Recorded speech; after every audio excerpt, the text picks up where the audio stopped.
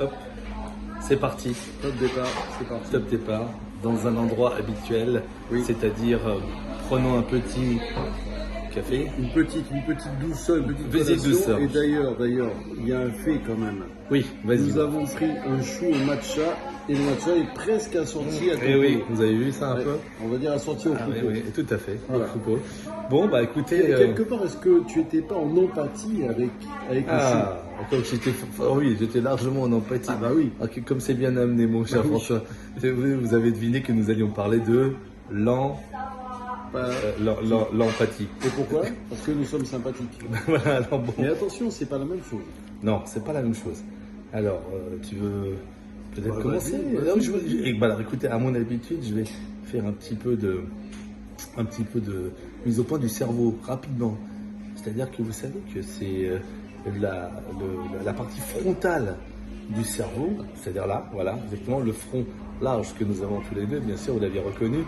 Eh bien, c'est cette partie-là qui est fondamentale pour l'empathie. D'ailleurs, donc, c'est la conscience qui est sur cette partie du frontal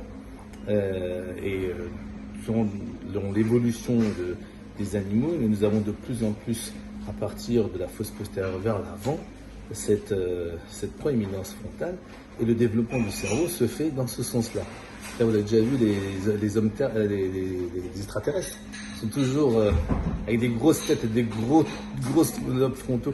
Ils sont pas toujours gentils d'ailleurs, Bah, mais enfin bon. Tu dis, vous les avez vus, moi ça fait longtemps que j'en ai pas vu. Hein.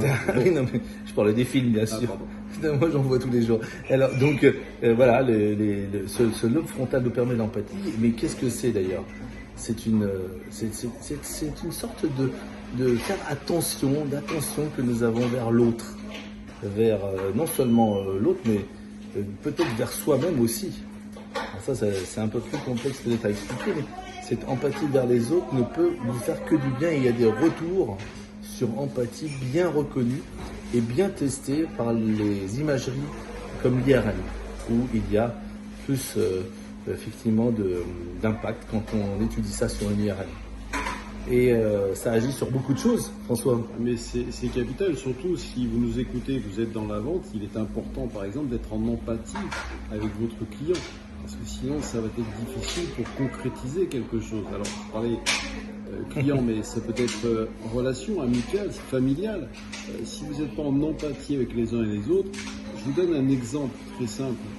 Vous offrez un cadeau à quelqu'un. Ce cadeau, est-ce que vous l'offrez J'attends toujours ton cadeau. par rapport à ce qui vous fait plaisir, ou est-ce que vous faites un cadeau par rapport à ce qui fait plaisir à la personne d'en face? Si j'amène Ali ici et que je lui offre quelque chose, une douceur qu'il n'aime pas, je ne serai pas en empathie avec lui et il va mal me parler. Donc là, c'est la nécessité effectivement de se mettre à la place de l'autre, de comprendre l'autre, et également, je rejoins et je te rejoins, ça va te faire plaisir, c'est également, on revient à soi également, c'est la bienveillance, ça rejoint la conscience de soi, enfin, tout ça c'est lié. Et on dit que donc, ce que tu viens de dire, c'est qu'on fait plaisir à soi-même si on fait vraiment plaisir à l'autre. Oui. D'accord. Absolument. C'est ça. Hein, Absolument. Donc faites plaisir aux autres, donc vous ferez plaisir aussi. Tout le monde est gagnant comme ça. Mais tout le monde, remarquez que tout le monde n'est pas doué pour cela. Et c'est pour ça que l'empathie, on peut l'apprendre peut-être, c'est une force. Oui, on peut la travailler, on peut la développer. C'est vrai.